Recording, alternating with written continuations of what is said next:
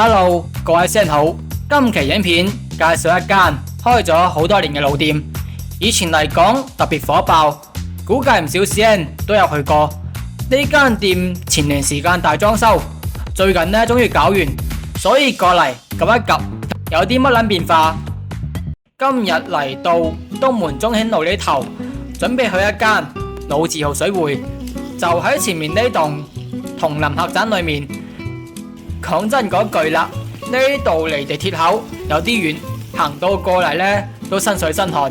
有經驗嘅師兄應該都估到呢度係以前嘅時光水匯啦。前幾個月大翻修，連名都改埋，叫做南直水匯。抬頭可以睇到以前嗰一個舊招牌仲喺度，不過時光水匯嗰4隻字就拆鬼咗啦，睇落去真係有啲唏噓。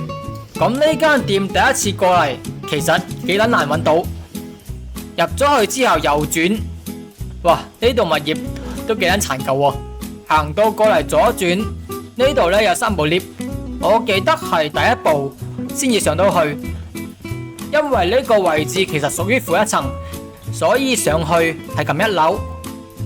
我之前試過幾次撳咗2樓上去，哎呀，真係好似感覺玩迷宮，揾都揾唔到。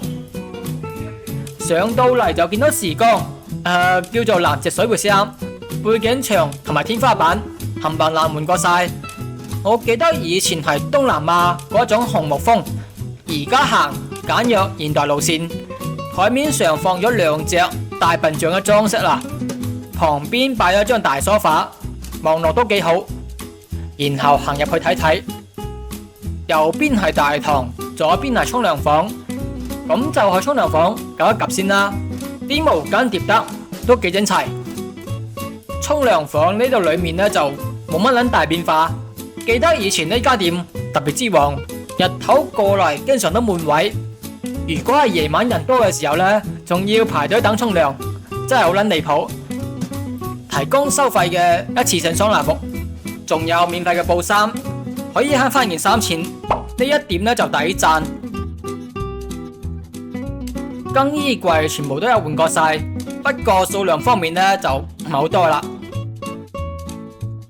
沖涼房出嚟係房區，咁就先去大堂睇一睇，有唔少嘅升級改造，頭頂整咗而家好流行嘅天空星花板，真係講時講都唔知邊撚個抄邊個呢。想睇獨立電視就冇啦，就得前面2個大投影。位置方面都唔算多，就得2排梳化。翻新過之後呢，確實新咗。不過前面呢2棟大柱真係有啲都行篤鼻。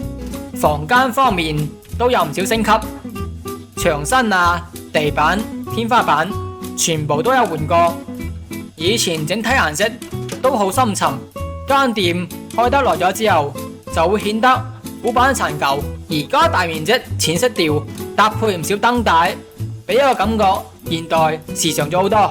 然後揾個師傅睇一睇房間裏面環境，整體都算 OK， 跟翻住走廊嘅風格。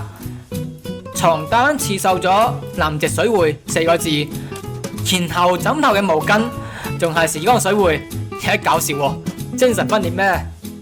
本來想試試剛剛嗰個師傅，不過佢死鬼咗，死鬼咗去上鐘，佢就話有個熟客約咗 call 鐘啦。哎呀，咁啊算撚數啦，所以叫部長安排咗另一個師傅。Hello， 晚上好，我是3個9。呢個師傅望落都幾後生，佢就話剛做冇耐，我感覺佢嘅手法確實比較生疏，手指呢好似蜻蜓點水，冇乜力度。按摩完之後，我都唔撚知道按咗未。佢呢就話今晚仲未食飯，所以冇乜力氣，叫我將就住。哎呀，真係吹佢唔脹啊！不過佢性格都幾開朗，比較多話題講，整體過程氣氛都幾輕鬆。如果有啲師兄追求手法比較到位熟練，咁呢個師傅呢可能就唔多啱啦。整體嚟講，時光水匯南直水匯翻新過之後，確實靚仔咗好多。時光呢個名計計埋埋，好似都係用咗10幾年，而家改咗名，覺得有啲唏噓。真係時光流轉，想重溫下，不妨都係試試。